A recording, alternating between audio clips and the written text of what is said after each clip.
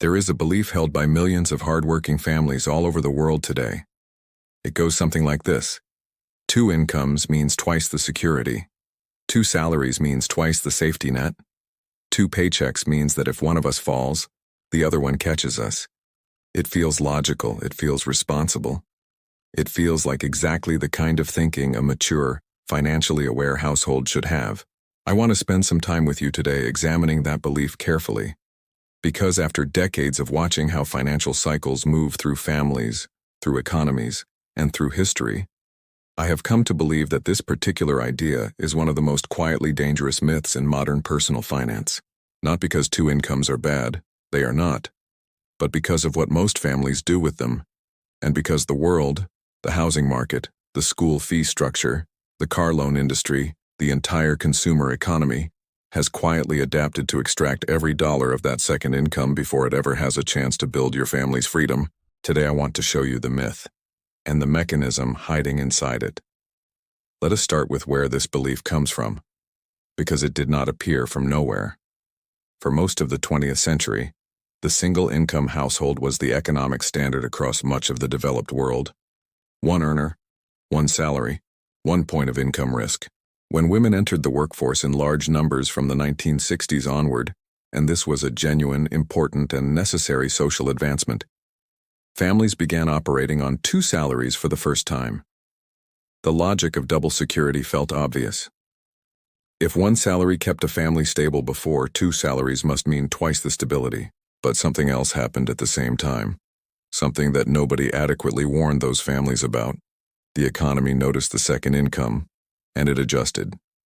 In 1970, according to United States Census Bureau data, the median home cost roughly 3.5 times a single earner's annual income.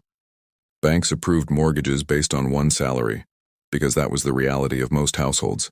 By 2023, according to Federal Reserve data, the median home now costs 5.5 times median household income nationally. In cities like London, Sydney, Singapore, and Toronto, the multiple is closer to 10 or 12 times. Homes did not get better. The bidding power of 2-income households simply drove prices upward to absorb what 2 salaries could borrow together. The same quiet inflation happened with private school fees, with car finance, with the cost of living in desirable neighborhoods, with the entire consumer infrastructure built around the assumption of 2 working parents. You did not gain twice the security. You entered a market that had already priced in your second salary and raised the cost of everything accordingly. Let me tell you about a couple I will call Omar and Layla, both in their early 30s, both professionals in a major international city. Combined household income of around $200,000 a year, a large mortgage on a 4-bedroom home in a good school district, 2 car payments, private school fees for 2 young children, regular dining out, weekend activities, and the small daily conveniences that busy working parents come to depend on. On paper, they looked like they were winning. Behind that paper, their fixed monthly expenses consumed every dollar of their combined take-home pay. Sometimes more. When Layla's company announced a restructuring review, they spent a week unable to sleep. If she lost her position, they calculated they could survive approximately 60 days before they would need to sell the car. 90 days before the mortgage became a crisis. 2 high earners. 60 days of runway. Omar told me later that the feeling was not financial stress. It was something deeper. It was the feeling of having worked extremely hard for a decade and having nothing to show for it except obligations. They were not building wealth. They were maintaining the appearance of it. Here is the mechanism that most financial conversations never show you honestly. The second income in a dual-income household is almost never the gross number on the payslip. Once you apply the real costs of earning it, taxes, childcare, commuting, work clothing, and the convenience spending that exhausted parents rely on, the net contribution shrinks dramatically. A salary of $95,000, after approximately $28,000 in taxes, $24,000 in childcare for 2 children, $5,000 in commuting and work-related costs, and $10,000 in convenience spending, delivers a true net household contribution of around $27,500 annually. That is roughly $13.75 per hour worked. According to a 2023 Economic Policy Institute study, the average two-income family spends between 25 and 40% of the second income on work-related expenses alone, before taxes. The second income is real, but it is far smaller than it appears. And the family has built a life around the gross number, not the net reality. That is the mechanism of the trap. The myth says two incomes equals double security. The mechanism reveals that the second income is largely consumed before it builds anything, while the fixed expenses it helps finance continue growing every year. Now I want to show you the math. Because the math is where the argument moves from interesting to urgent. And then I want to hold up a mirror. Not to make you feel guilty, but to give you the one question that, honestly answered, tells you exactly where your household stands today. Before I show you the numbers, I want to give you a moment from history. Because this is not a new problem. In the early 1990s, Japan entered what economists call the lost decade. Asset prices collapsed after years of speculative excess. Corporate salaries were cut. Unemployment rose sharply among primary earners in traditional single-income households. Those families were hurt, but many survived, because their fixed expenses had been built around modest, single-income baselines. When one income disappeared, there was painful adjustment, but not structural collapse. A decade later, as Japan slowly recovered, dual-income households became more common. Families borrowed larger mortgages against two salaries. Lifestyles expanded. Fixed expenses rose to fill the combined income. When the 2008 global financial crisis arrived, those newer two-income households, with expenses built around two salaries, were often far more severely affected than the older, more modest single-income families they had once considered old-fashioned. The lesson that repeated across Japan, across America in 2008, across every financial crisis in modern history is always the same. It is never the size of your income that determines your resilience. It is always the structure of your expenses relative to a single income. Now the numbers. For any two-income household, there is one structural target that changes everything. Your essential monthly expenses, housing, food, basic transportation, insurance, minimum debt payments, should not exceed 50% of your combined take-home pay. Why 50%? Because if you achieve that, one income alone covers all your survival needs. The second income becomes a pure wealth accelerator.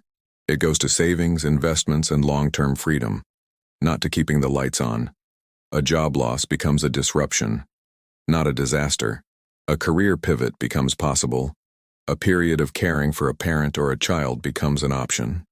A better opportunity in another city becomes something you can actually consider. For Omar and Layla, their fixed expenses consumed nearly 100% of their combined take-home. One income covered nothing independently. They were not 50% vulnerable. They were 100% dependent on both salaries continuing, forever, without interruption.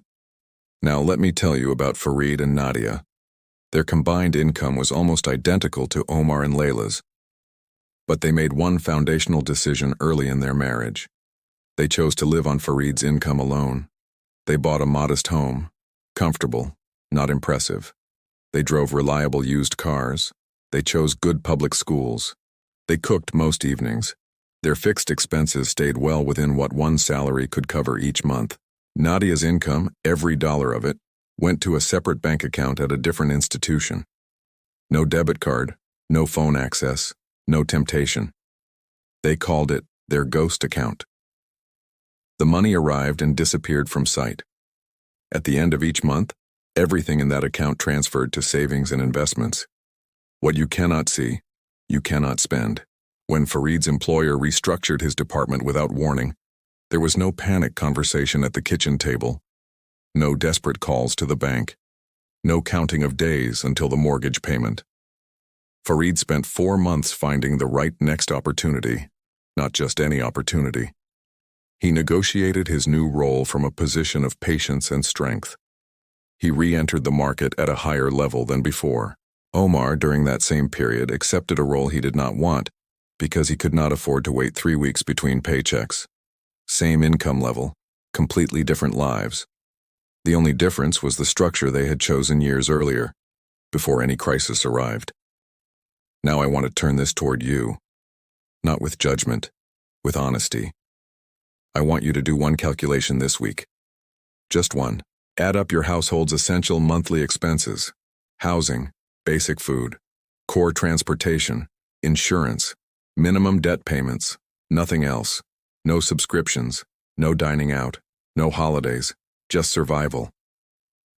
Now compare that number to the lower of your two incomes. If the lower income covers it, you have structural resilience. One salary holds the foundation. The second builds the future. If the lower income does not cover it, your family's survival depends on both salaries continuing without interruption. You are living inside the trap, regardless of how large your combined income appears. That single number, survival baseline versus lower income, is the most honest measure of your household's true financial security. Not your savings balance, not your investment portfolio, not your combined gross salary. The question is simply this: if one of you stopped earning tomorrow, what would actually happen? I have seen families earning $400,000 a year who could not survive 6 weeks on one income. I have seen families earning $60,000 a year who had built genuine, lasting financial freedom. The difference was never the income. The difference was always the structure. Omar and Layla eventually made hard choices. A smaller home, one car, public school, slower lifestyle. Their friends thought they were stepping back. They were actually stepping free.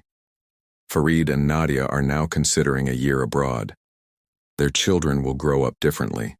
They can do this because their expenses never grew to consume their income. The two-income trap is not inevitable.